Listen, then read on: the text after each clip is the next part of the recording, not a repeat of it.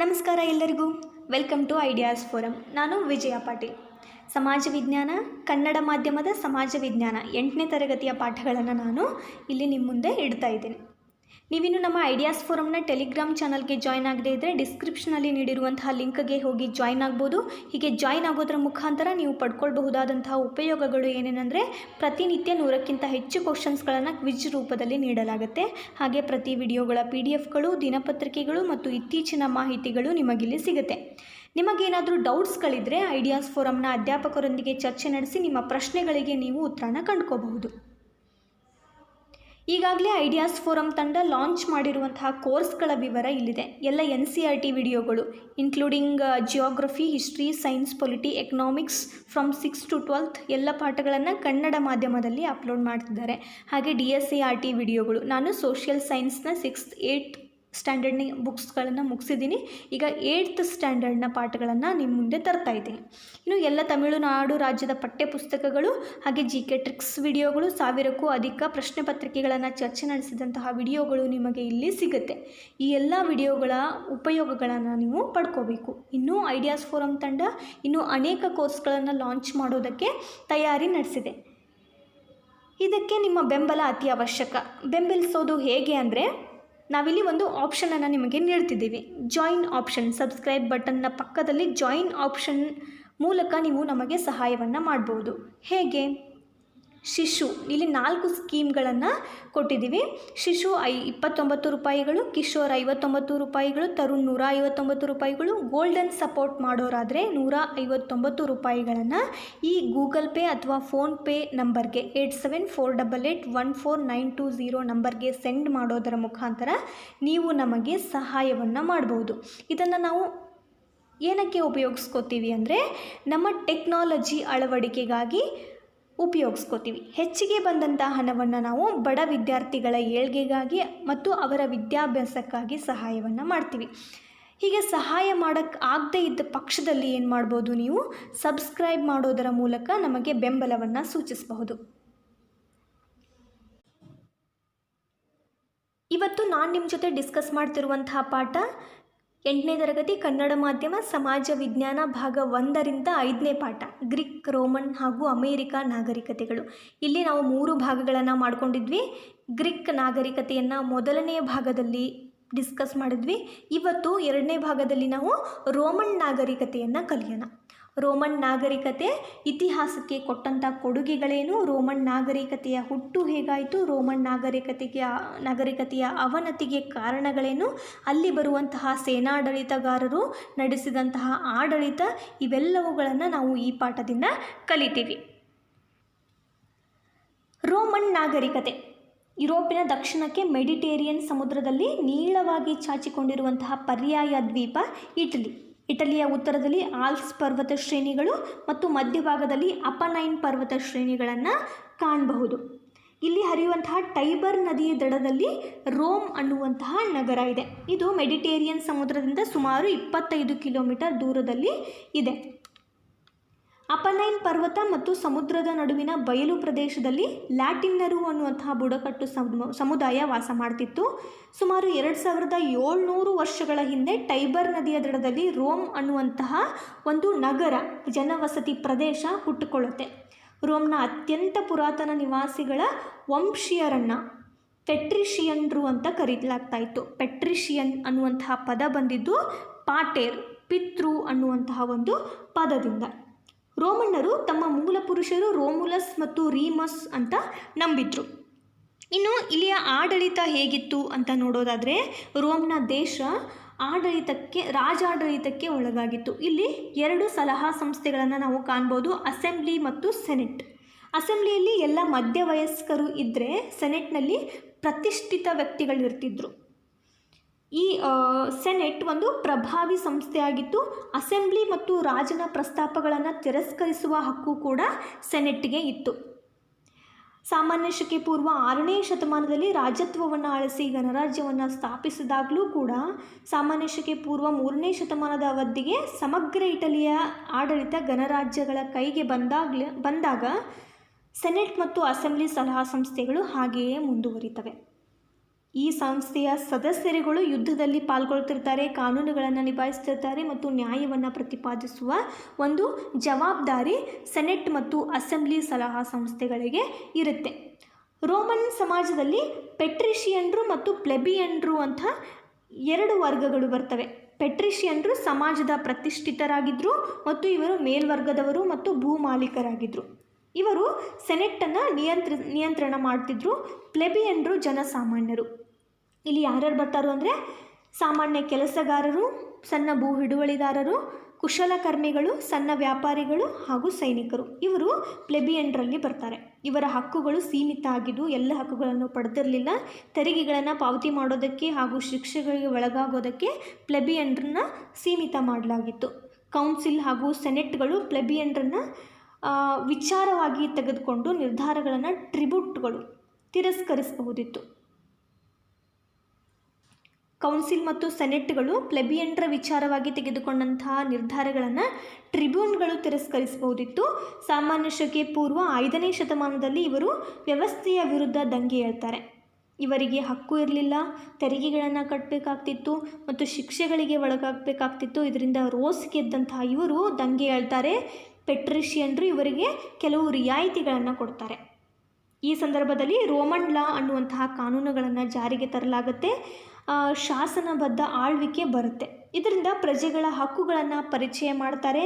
ಹಾಗೆ ಆ ಪ್ರಜೆಗಳ ಹಕ್ಕು ಉಲ್ಲಂಘನೆಯಾದಾಗ ಯಾವ ರೀತಿ ಕಾರ್ಯಗಳನ್ನು ಮಾಡಬೇಕು ಅನ್ನೋದು ಈ ರೋಮನ್ ಲಾನಲ್ಲಿ ಉಲ್ಲೇಖಿತ ಆಗಿರುತ್ತೆ. ಹೊಸ ಪ್ರದೇಶಗಳ ವಿಸ್ತರಣೆಯ ಅಭಿಲಾಷೆ ಅನ್ನುವಂಥದ್ದು, ಆಸೆ ಅನ್ನುವಂಥದ್ದು ರೋಮನ್ನರಲ್ಲಿ ಹೊಸ ಸಂಘರ್ಷಕ್ಕೆ ದಾರಿ ಮಾಡಿಕೊಡುತ್ತೆ. ಹೀಗಾಗಿ ಇವರು ಉತ್ತರ ಆಫ್ರಿಕಾದ ಕರಾವಳಿಯಲ್ಲಿರುವಂತಹ ಕಾರ್ತೇಜ್ ಅನ್ನುವಂತಹ ನಗರದ ಜೊತೆ ಕಾದಾಡ್ತಾರೆ. ಸುಮಾರು 118 ವರ್ಷಗಳ ಕಾಲ ಸಿಸಿಲಿ ಅನ್ನುವಂತಹ ಪ್ರದೇಶಕ್ಕಾಗಿ ಇವರು ಹೋರಾಡ್ತಾರೆ. ಇದನ್ನು ಫ್ಯೂನಿಕ್ ಯುದ್ಧ ಅಂತ ಕರೆಯಲಾಗುತ್ತೆ. ರೋಮನ್ನರು ಇಲ್ಲಿ ವಿಜಯ ಗಳಿಸ್ತಾರೆ. ಫ್ಯೂನಿಕ್ ಯುದ್ಧದಲ್ಲಿ ಇವರು ಜಯವನ್ನು ಗಳಿಸ್ತಾರೆ. ಈ ಯುದ್ಧದಲ್ಲಿ ಕಾರ್ತೇಜಿಯನ್ನರು ಪರಾಭವ ಆಗ್ತಾರೆ. ಸಾಮಾನ್ಯ ಶಕೆ ಪೂರ್ವ 1ನೇ ಶತಮಾನದ ಪ್ರಾರಂಭದ ಹೊತ್ತಿಗೆ ರೋಮನ್ನರು ಗ್ರೀಸ್, ಏಷ್ಯಾ ಮತ್ತು ಈಜಿಪ್ಟ್ನ ಭೂಭಾಗಗಳನ್ನು ಹೊಂದಿದ್ರು. ಆಕ್ರಮಣ ಮತ್ತು ವಿಜಯಗಳ ಕಾರಣವಾಗಿ ರೋಮನ್ನರ ಆಸ್ತಿ ಹಿರಿದಾಗುತ್ತೆ. ಸಂಪತ್ತು, ಸಿರಿವಂತಿಕೆಯನ್ನು ರೋಮ್ ಪ್ರದೇಶ ಪಡ್ಕೊಳ್ಳುತ್ತೆ. ಹಾಗೆ ರೋಮ್ ಬಂಗಾರ ಮತ್ತು ಗುಲಾಮರನ್ನು ಗಳಿಸ್ಕೊಳ್ಳುತ್ತೆ. ಅಪಾರ ಸಿರಿವಂತಿಕೆಯನ್ನು, ಗುಲಾಮರನ್ನು ರೋಮರು ಆ ಕಾಲಕ್ಕೆ ಹೊಂದುತ್ತಾರೆ. ರೋಮ್ ಪೆಟ್ರಿಷಿಯನ್ರು ಹಾಗೂ ಪ್ಲೆಬಿನಿಯರಲ್ಲದೆ ಬಹುತೇಕ ಗುಲಾಮರನ್ನು ಸಹ ಒಳಗೊಂಡಿರ್ತಾರೆ. ಈ ಗುಲಾಮರನ್ನು ಅವರು ಗ್ಲಾಡಿಯೇಟರ್ಗಳಾಗಿ ಬಳಸ್ಕೊತಿರ್ತಾರೆ. ಏನಿದು ಗ್ಲಾಡಿಯೇಟರ್ಗಳು ಅಂದರೆ ಯಾರು? ಪ್ರಾಚೀನ ರೋಮ್ನ ಕುಸ್ತಿಪಟುಗಳನ್ನು ಗ್ಲಾಡಿಯೇಟರ್ಗಳು ಅಂತ ಕರೀತಿದ್ರು. ಇವರು ನುರಿತ ಹಾಗೂ ಪೂರ್ವಭಾವಿ ಸಿದ್ಧತೆ ಇಲ್ಲದವರು ಇಲ್ಲಿ ಗ್ಲಾಡಿಯೇಟರ್ಗಳಾಗಿರ್ತಿದ್ರು. ಪ್ರೇಕ್ಷಕರ ಮನರಂಜನೆಗಾಗಿ ಕುಸ್ತಿಗಳನ್ನು ಏರ್ಪಾಡು ಮಾಡ್ತಿದ್ರು.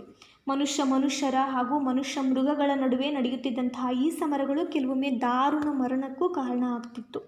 ಗ್ಲಾಡಿಯೇಟರ್ಗಳು ಸಮರಗಳಲ್ಲಿ ನಡೆಯುತ್ತಿದ್ದಂತಹ ಸ್ಥಳಗಳನ್ನು, ಗ್ಲಾಡಿಯೇಟರ್ಗಳು ನಡೆಸುತ್ತಿದ್ದಂತಹ ಸಮರಗಳು, ಗ್ಲಾಡಿಯೇಟರ್ಗಳನ್ನು ಮನೋರಂಜನೆಗಾಗಿ ಕುಸ್ತಿಗೆ ಹಚ್ತಿದ್ರು. ಅಂತಹ ಒಂದು ಥಿಯೇಟರನ್ನು ಅವರು ಆ್ಯಂಪಿ ಥಿಯೇಟರ್ ಅಂತ ಕರೆಯಲಾಗ್ತಾ ಇತ್ತು. ಕುಸ್ತಿಗಳು ನಡೆಯುತ್ತಿದ್ದಂತಹ ಸ್ಥಳವನ್ನು ಆ್ಯಂಪಿ ಥಿಯೇಟರ್ ಅಥವಾ ಕೊಲೋಸಿಯಂ ಅಂತಲೂ ಇದನ್ನು ಕರೆಯಲಾಗ್ತಾ ಇತ್ತು. ನಾಗರಿಕ ಹಕ್ಕನ್ನು ಕಳೆದುಕೊಂಡಂತಹ ಅಪರಾಧಿಗಳು, ಗುಲಾಮರು, ಯುದ್ಧ ಕೈದಿಗಳನ್ನು ಇಲ್ಲಿ ಗ್ಲಾಡಿಯೇಟರ್ಗಳಾಗಿ ಬಳಸ್ಕೊತಿದ್ರು. ಕೆಲವೊಮ್ಮೆ ಗೆದ್ದಾಗ ಕೆಲವು ಗುಲಾಮರು ಸ್ವತಂತ್ರಕ್ಕೂ ಇಲ್ಲಿ ಅವಕಾಶ ಇತ್ತು. ಗ್ಲಾಡಿಯೇಟರ್ಗಳು ಕೆಲವೊಮ್ಮೆ ಪ್ರಸಿದ್ಧಿ ಮತ್ತು ಐಶ್ವರ್ಯವನ್ನು ಪಡೀತಿದ್ರು. ಇತ್ತೀಚೆಗೆ ಗ್ಲಾಡಿಯೇಟರ್ ಅನ್ನುವಂಥ ಒಂದು ಇಂಗ್ಲೀಷ್ ಭಾಷೆಯ ಸಿನಿಮಾ ಜಗದ್ವಿಖ್ಯಾತ ಆಗಿದೆ. ಇದು ಅಲ್ಲಿನ ಗುಲಾಮರಿಗೆ ನೀಡುತ್ತಿದ್ದಂತಹ ಹಿಂಸೆಗಳು, ಅವರನ್ನು ಗ್ಲಾಡಿಯೇಟರ್ಗಳನ್ನಾಗಿ ಬಳಸುತ್ತಿದ್ದಂತಹ ದಾರುಣ ಘಟನೆಗಳನ್ನು ತೋರಿಸಿದೆ. ಇದು ಗ್ಲಾಡಿಯೇಟರ್ ಗುಲಾಮರನ್ನು ಗ್ಲಾಡಿಯೇಟರ್ಗಳಾಗಿ ಬಳಸ್ಕೋತಿದ್ರು ಅನ್ನೋದಕ್ಕೆ ಒಂದು ವಿವರಣೆ. ಗ್ಲಾಡಿಯೇಟರ್ಗಳ ಸೆಣಸಾಟದ ಪೈಪೋಟಿಯನ್ನು ಎಂಪಿ ಥಿಯೇಟರ್ನಿಂದ ಮನೋರಂಜನೆಗಾಗಿ ನೋಡ್ತಾ ಇದ್ರು. ಬಹುತೇಕ ಗುಲಾಮರು ಮತ್ತು ಸೆರೆಯಾಳುಗಳು ಇಂತಹ ಆಟಗಳಲ್ಲಿ ತಮ್ಮ ಪ್ರಾಣಗಳನ್ನು ಕಳ್ಕೋತಿದ್ರು. ಇದಾದ ನಂತರ ರೋಮನ್ ನಾಗರಿಕತೆ ಅವನತಿಯತ್ತ ಕಾಲಿಡುತ್ತೆ. ಕಾಲಾನಂತರದಲ್ಲಿ ರೋಮನ್ ಸಾಮ್ರಾಜ್ಯ ಅವ್ಯವಸ್ಥೆಗಳ ಆಗರ ಆಗುತ್ತೆ. ಇಲ್ಲಿ ನಡೆದಂತಹ ದಂಗೆ, ಕಗ್ಗೊಲೆ, ಲಂಚ, ಭ್ರಷ್ಟಾಚಾರದಿಂದ ರೋಮ್ ಸಾಮ್ರಾಜ್ಯ ತುಂಬಿ ಹೋಗುತ್ತೆ. ಭ್ರಷ್ಟಾಚಾರ ಚುನಾವಣೆಗಳಲ್ಲಿ ಸಹಜ ಆಗುತ್ತೆ. ಇಂಥ ಸಂದರ್ಭದಲ್ಲಿ ಸ್ಪಾರ್ಕಿಕಸ್ ಅನ್ನುವಂಥವರ ನೇತೃತ್ವದಲ್ಲಿ ಸುಮಾರು 60,000ದಷ್ಟು ಜನ ದಂಗೆ ಏಳ್ತಾರೆ. ಶೋಷಿತ ಗುಲಾಮರು ಬಂಡೇಳ್ತಾರೆ. 1 ವರ್ಷಗಳ ಕಾಲ ಹೋರಾಡಿದಂತಹ ಇವರನ್ನು ಅಮಾನುಷವಾಗಿ ಹತ್ತಿಕ್ಕಲಾಗುತ್ತೆ. ಸುಮಾರು 60,000 ಜನರನ್ನು ಇಲ್ಲಿ ಶಿಲುಬೆಗೆ ಏರಿಸ್ತಾರೆ, ಶಿಕ್ಷೆಯನ್ನು ಕೊಡ್ತಾರೆ. ನಿರಂತರ ಯುದ್ಧಗಳಿಂದಾಗಿ ಸೇನಾ ಅಧಿಕಾರಿಗಳು ಸೆನೆಟ್ಟಿನ ಅಧಿಕಾರವನ್ನೇ ಅಲ್ಲಿ ಮಣಿಸ್ತಾರೆ, ಗೌಣವಾಗಿಸ್ತಾರೆ, ಇಲ್ಲವಾಗಿಸ್ತಾರೆ. ಸಹಸ್ರಾರು ಸೇನಾಧಿಕಾರಿಗಳಲ್ಲಿ ಪಾಂಪೆ ಮತ್ತು ಜೂಲಿಯಸ್ ಸೀಸರ್ ಪ್ರಮುಖ ಆದವರು. ಇದಾದ ಮೇಲೆ ಅಲ್ಲಿ ಪ್ರಜಾಪ್ರಭುತ್ವ ಹೋಗಿ ಸೇನಾಧಿಕಾರಿಗಳ ಒಂದು ಆಡಳಿತ ಜಾರಿಗೆ ಬರುತ್ತೆ. ಹೀಗೆ ಬಂದವರಲ್ಲಿ ಪ್ರಥಮ ತ್ರಿಮೂರ್ತಿಗಳ ಆಡಳಿತ ಬರುತ್ತೆ. ರೋಮ್ನಲ್ಲಿ ಕ್ರಾಸಸ್, ಪಾಂಪೆ, ಜೂಲಿಯಸ್ ಅವರನ್ನು ಒಳಗೊಂಡಂತಹ ಒಂದು ಮೊದಲ ತ್ರಿಮೂರ್ತಿಗಳ ಆಡಳಿತ, ಫಸ್ಟ್ ತ್ರಿಮೂರ್ತಿಗಳ ಆಡಳಿತ ಅಲ್ಲಿ ಆರಂಭ ಆಗುತ್ತೆ. ದಂಡನಾಯಕರಾಗಿದ್ದಂತಹ ಜೂಲಿಯಸ್ ಸೀಸರ್ ಫ್ರಾನ್ಸ್ ಮತ್ತು ಗಾಲ್ ಅನ್ನುವಂತಹ ಇಂಗ್ಲೆಂಡ್ ಇವುಗಳನ್ನು ಗೆದ್ದರೆ, ಪಾಂಪೆ ಸಿರಿಯಾ, ಟರ್ಕಿಗಳನ್ನು ಗೆಲ್ತಾರೆ. ಹಾಗೆ ಕ್ರಾಕಸ್ ಅನ್ನುವಂಥವರು ಪಾರ್ಥಿ ಅನ್ನುವಂತಹ ಸ್ಥಳವನ್ನು ಗೆದ್ದು ಅಲ್ಲಿಯೇ ಅವರು ಸಾವನ್ನು ಅಪ್ತಾರೆ. ಹೀಗೆ ನಗರ ರಾಜ್ಯವಾಗಿದ್ದಂಥ ರೋಮ್ ಈ ದಂಡಾಧಿಕಾರಿಗಳ ದೆಸೆಯಿಂದ ಸಾಮ್ರಾಜ್ಯವಾಗಿ ಮಾರ್ಪಡುತ್ತೆ. ಸಾಮ್ರಾಜ್ಯವಾದ ನಂತರ ಅದರ ಗದ್ದಿಗೆಗಾಗಿ ಇಲ್ಲಿ ಪ್ರತಿಸ್ಪರ್ಧಿಯಾಗಿ ಇದ್ದಂತಹ ಪಾಂಪೆಯನ್ನು ಜೂಲಿಯಸ್ ಹತ್ಯೆಗೀಡು ಮಾಡ್ತಾನೆ. ಇಲ್ಲಿಗೆ ಈ ಇಬ್ಬರು ಹೋಗ್ತಾರೆ. ಇಲ್ಲಿ ಉಳಿದಿದ್ದು ಜೂಲಿಯಸ್ ಮಾತ್ರ. ಜೂಲಿಯಸ್ ಪಾಂಪೆಯನ್ನು ಕೊಂದು ರಾಜನಾಗ್ತಾನೆ. ನಂತರ ಈಜಿಪ್ತನ್ನು ಪ್ರವೇಶ ಮಾಡಿ ಅಲ್ಲಿನ ರಾಣಿಯಾದಂತಹ ಕ್ಲಿಯೋಪಾತ್ರಳ ಪ್ರೀತಿಯನ್ನು ಗಳಿಸ್ತಾನೆ. ಈಜಿಪ್ಟ್ ನಾಗರಿಕತೆಯಲ್ಲಿ ಈಜಿಪ್ಟ್ನ ಕಡೆಯ ರಾಣಿ ಕ್ಲಿಯೋಪಾತ್ರಳ ಬಗ್ಗೆ ಕೇಳಿದ್ವಿ. ಈ ಕ್ಲಿಯೋಪಾತ್ರಳ ಪ್ರೀತಿಯನ್ನು ಗಳಿಸ್ತಾನೆ. ಬಲಿಷ್ಠವಾದ ಜೂಲಿಯಸ್ ಸೀಸರ್ ತನ್ನನ್ನು ಡಿಕ್ಟೇಟರ್, ಸರ್ವಾಧಿಕಾರಿ ಅಂತ ಕರೀತಾನೆ. ಜೂಲಿಯಸ್ ಪಾಂಪೆಯನ್ನು ಕೊಂದು ಈಜಿಪ್ಟ್ನ ಪ್ರವೇಶಿಸಿ ಕ್ಲಿಯೋಪಾತ್ರಳ ಪ್ರೀತಿಯನ್ನು ಗಳಿಸ್ತಾನೆ. ಬಲಿಷ್ಠನಾದಂತಹ ಜೂಲಿಯಸ್ ನಾನು ಡಿಕ್ಟೇಟರ್ ಅಂತ ಘೋಷಿಸ್ಕೊಳ್ತಾನೆ, ತಾನು ಸರ್ವಾಧಿಕಾರಿ ಅಂತ ಘೋಷಿಸ್ಕೊಳ್ತಾನೆ. ಹೀಗೆ ಘೋಷಿಸ್ಕೊಳ್ಳೋದರ ಮೂಲಕ ರೋಮ್ನ ಗಣರಾಜ್ಯ ವ್ಯವಸ್ಥೆಯನ್ನು ದುರ್ಬಲಗೊಳಿಸಿ ಸರ್ವಾಧಿಕಾರತ್ವದಿಂದ ಮೆರಿತಾನೆ. ಈ ಸಂದರ್ಭದಲ್ಲಿ ಜೂಲಿಯಸ್ ಹತ್ಯೆಗೀಡಾಗ್ತಾನೆ. ಆ ವೇಳೆಗೆ ಈತನ ಕಾಲದಲ್ಲಿ ರೋಮ್ನ ಕೃಷಿ, ಕೈಗಾರಿಕೆ, ವ್ಯಾಪಾರ ಕ್ಷೇತ್ರಗಳು ಸಾಕಷ್ಟು ಪ್ರಗತಿಯನ್ನು ಸಾಧಿಸಿದ್ವು. ಜೂಲಿಯಸ್ ಪಂಚಾಂಗವನ್ನು ಸಹ ಜಾರಿಗೆ ತಂದಿದ್ದ. ಈ ಜೂಲಿಯಸ್ ಎಲ್ಲ ಕಾರ್ಯಗಳನ್ನು ಅಗಸ್ಟಸ್ ಸೀಸರ್ ಅಂತ ಮುಂದೆ ಒಬ್ಬ ಆಡಳಿತಾಧಿಕಾರಿ ಬರ್ತಾನೆ, ಅವನು ಮುಂದುವರಿಸ್ಕೊಂಡು ಹೋಗ್ತಾನೆ. ಯಾರಿವರು ಅಗಸ್ಟಸ್ ಸೀಸರ್ ಅಂತಂದರೆ, ಅಗಸ್ಟಸ್ ಸೀಸರ್ನ ಮೊದಲ ಹೆಸರು ಆಕ್ಟೇವಿಯಸ್ ಅಂತ ಇವನ ಮೊದಲ ಹೆಸರು. ಅವನು ಮಾರ್ಕ್ ಆ್ಯಂಟೋನಿ ಲೆಪಿಡಸ್ ಜೊತೆ ಸೇರಿ ಎರಡನೇ ತ್ರಿಮೂರ್ತಿ ಆಡಳಿತವನ್ನು ಆರಂಭ ಮಾಡ್ತಾನೆ. ಲೆಪಿಡಸ್ನ ಓಡಿಸಿ ಆಂಟೋನಿಯ ಜೊತೆಗೆ ಸೇರಿ ಇವನು ರಾಜ್ಯವನ್ನು ಹಂಚಿಕೊಳ್ತಾನೆ. ಆಂಟೋನಿ ಕ್ಲಿಯೋಪಾತ್ರಳ ಪಕ್ಷ ಸೇರಿದ್ರಿಂದ ಅವನನ್ನು ಅಗಸ್ಟಸ್ ಆಕ್ಟೇವಿಯಂ ಅನ್ನುವಂತಹ ಕದನದಲ್ಲಿ ಸೋಲಿಸ್ತಾನೆ. ನಂತರ ಏನಾಗುತ್ತೆ, ಈ ಮಾರ್ಕ್ ಆ್ಯಂಟೋನಿ ಮತ್ತು ಕ್ಲಿಯೋಪಾತ್ರ ಇವನ ಹೆದರಿಕೆಗೆ ವಿಷವನ್ನು ಸೇವಿಸಿ ಆತ್ಮಹತ್ಯೆಗೆ ಶರಣಾಗ್ತಾರೆ. ಯಾಕಂದರೆ ಇಲ್ಲಿ ಆಕ್ಟೇವಿಯಂ ಅನ್ನುವಂತಹ ಕದನದಲ್ಲಿ ಅಗಸ್ಟಸ್ ಸೀಸರ್ ಮಾರ್ಕ್ ಆ್ಯಂಟೋನಿ ಮತ್ತು ಕ್ಲಿಯೋಪಾತ್ರಳನ್ನು ಸೋಲಿಸಿರ್ತಾನೆ. ನಂತರ ಏನಾಗುತ್ತೆ, ಎಲ್ಲ ಅಧಿಕಾರಗಳನ್ನು ತನ್ನಲ್ಲೇ ಕೇಂದ್ರೀಕರಿಸಿಕೊಂಡು ಅಗಸ್ಟಸ್ ಸೀಸರ್ ಅಧಿಕಾರವನ್ನು ತಗೊತಾನೆ. ಇವನು ಇಂಪರೇಟರ್ ಅನ್ನುವಂತಹ ಬಿರುದನ್ನು ಹೊಂದಿರ್ತಾನೆ. ಅಗಸ್ಟಸ್ ಸೀಸರ್ ಇಂಪರೇಟರ್ ಅನ್ನುವಂತಹ ಒಂದು ಬಿರುದನ್ನು ಹೊಂದಿರ್ತಾನೆ. ಅಗಸ್ಟಸ್ ಸೀಸರ್ ಕಾಲವನ್ನು ರೋಮಿನ ಸುವರ್ಣಯುಗ ಅಂತ ಕರೆಯಲಾಗುತ್ತೆ. ಅಗಸ್ಟಸ್ ಅನೇಕ ಲೋಕೋಪಯೋಗಿ ಕಾರ್ಯಗಳನ್ನು ಕೈಗೊಳ್ತಾನೆ. ಇಟ್ಟಿಗೆಗಳ ನಗರವಾಗಿದ್ದಂತಹ ರೋಮನ್ನು ಅಮೃತಶಿಲೆಯ ನಗರವನ್ನಾಗಿ ಪರಿವರ್ತನೆ ಮಾಡ್ತಾನೆ. ಸ್ವತಃ ಅಗಸ್ಟಸ್ ಸೀಸರ್ಸ್ ಇದರ ಬಗ್ಗೆ ಹೇಳ್ಕೊಂಡಿದ್ದಾನೆ. ಈ ಅವಧಿಯಲ್ಲಿ ರೋಮ್ ಆರ್ಥಿಕ ಮತ್ತು ಸಾಂಸ್ಕೃತಿಕ ಪ್ರಗತಿಯನ್ನು ಸಾಧಿಸುತ್ತೆ. ಅಗಸ್ಟಸ್ನ ನಂತರ ಬಂದಂತಹ ರಾಜರುಗಳು ಅಸಮರ್ಥರಾಗಿರ್ತಾರೆ. ಇದೇ ವೇಳೆ ಓಡೋಸರ್ ಅನ್ನುವಂತಹ ಒಬ್ಬ ಬರ್ಬರ ಜನಾಂಗದ ಆಕ್ರಮಣ ನಡೆದು ಅಂತಿಮವಾಗಿ 1500 ವರ್ಷಗಳ ಹಿಂದೆ ಪ್ರಾಚೀನ ರೋಮ್ ಕಣ್ಮರೆಯಾಗುತ್ತೆ. ಪ್ರಾಚೀನ ರೋಮ್ ಸಾಮ್ರಾಜ್ಯ ಇಲ್ಲಿಗೆ ಅಂತ್ಯಗೊಳ್ಳುತ್ತೆ. ಇದು ರೋಮ್ ಸಾಮ್ರಾಜ್ಯದ ರೋಮ್ ಅನ್ನುವಂತಹ ಪ್ರದೇಶ ಹೇಗೆ ಹುಟ್ಕೊಳ್ತು, ಅಲ್ಲಿ ಬರುವಂತಹ ಆಡಳಿತಾಧಿಕಾರಿಗಳು, ಹಾಗೆ ಅದು ಹೇಗೆ ಅವನತಿಯನ್ನು ಕಂಡಿತು ಅನ್ನೋದರ ಬಗ್ಗೆ ಮಾಹಿತಿ. ಇನ್ನು ರೋಮ್ ನಾಗರಿಕತೆ, ಜನ ಸಾಹಿತ್ಯಕ್ಕೆ ನೀಡಿದಂತಹ ಕೊಡುಗೆಗಳು ಏನೇನು ಅನ್ನೋದು. ರೋಮನ್ನರು ಸಾಹಿತ್ಯ ಕ್ಷೇತ್ರದಲ್ಲಿ ಸಾಕಷ್ಟು ಪ್ರಗತಿಯನ್ನು ಸಾಧಿಸಿದ್ರು. ವರ್ಜಿಲ್ ರೋಮಿನ ಶ್ರೇಷ್ಠ ಕವಿ.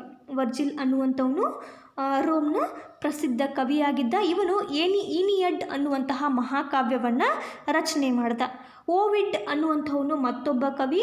ಇವನು ಮೆಟಮಾರ್ಫಸಿಸ್ ಅನ್ನುವಂತಹ ಕೃತಿಯಲ್ಲಿ ಗ್ರೀಕ್ ಪುರಾಣ ಕಥನಗಳನ್ನು ದಾಖಲೆ ಮಾಡಿದ್ದಾನೆ.